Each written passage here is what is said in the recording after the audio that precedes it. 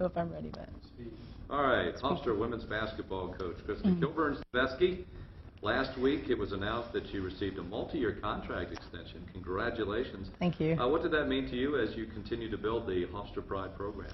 You know, it was certainly a sign of commitment by the university. Hofstra President Stuart Rabinowitz and Vice President Director of Athletics Jeff Hathaway. I'm definitely grateful for their, vision to continue the commitment to what we're trying to do.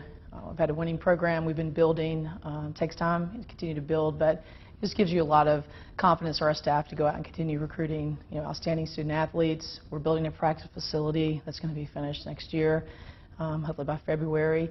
A lot of things are happening at Hofstra, so to be able to now step into that era and continue to develop players and bring in quality people. So it's certainly a fun time to be involved with the Pride for sure.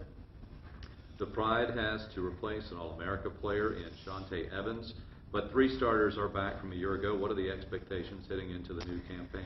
Yeah, certainly a time of change. 3-time All-American, leading point scorer and rebounder in Hofstra history. Obviously, top rebounder in the CAA. I mean, you're got some big shoes to fill. And then Candace Bond, who also was CAA Defensive Player of the Year last season. So, we certainly have a big job ahead of us. That's going to be a collective effort, and I think that's what we are instilling every day in practice. Is that you don't just try to replace one person of that type of caliber, had such history, and her number was retired.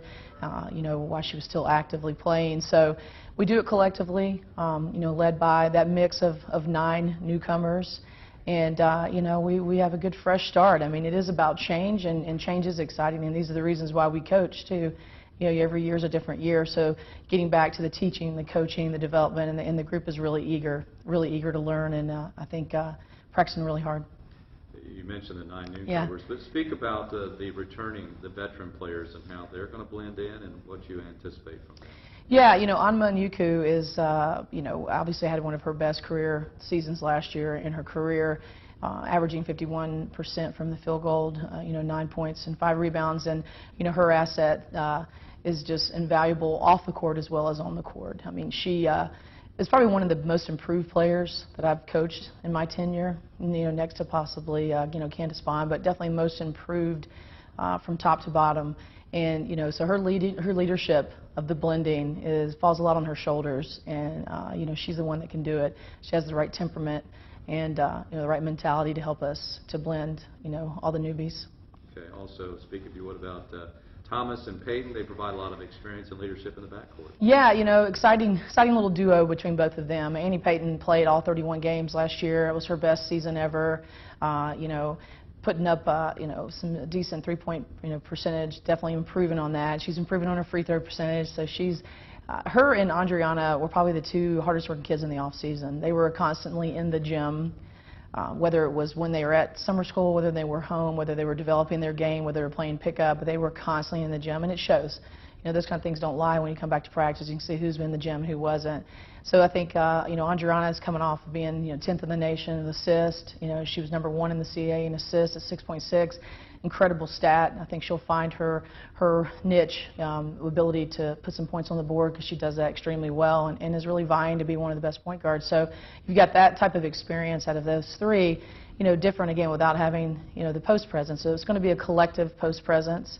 Both of these young ladies are, Annie Peyton is the emotional leader, Andriana Thomas is the floor leader, and Anma Nyuku kind of pulls them all together. So it's a good blend. So we're demanding a lot from our sophomores.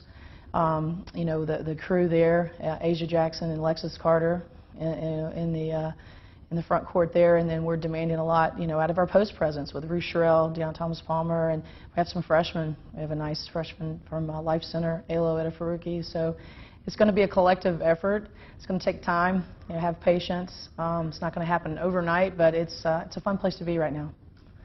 CAA women's basketball continues to improve each year. This season appears to be a great deal of parity, balance in the league. Break it down for us, Coach. Tell you, it is, and again, now it's like I said, a fun place to be. I mean, JMU is leading the charge right now. They're the team to beat. Kirby obviously is Player of the Year for the season with the returning of Nikki Newman, a healthy Nikki Newman. So they've got depth. Then you have obviously Drexel always finds a way. The system that Denise puts together, it's a credit to her.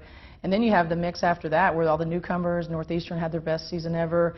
Then you have new coaches. They have depth, programs that you don't know quite as much about, College of Charleston. And so they have a little bit of an edge because the players aren't playing them a lot. So Ed Swanson is at William & Mary, who does a good job, came from Sacred Heart. So it's going to be vying for a big mix. Towson is returning all their starters, so that's a kind of a nice situation to step into.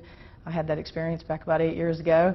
So she'll do a good job with her discipline, trying to get these kids ready and pushing for the charge. So I guess one of the biggest things you reflect on this is that our conference on the women's side, and on the men's side obviously, but speaking of on the women's side, is our punch is still there.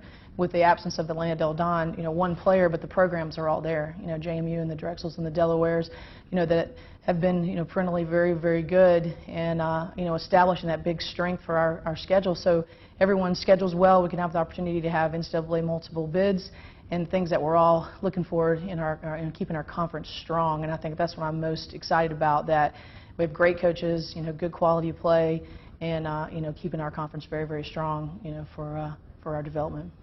Very good. Hofstra Thank you. women's basketball coach, Krista Kilburn-Stavisky. Appreciate it. Thanks, guys. Thank you.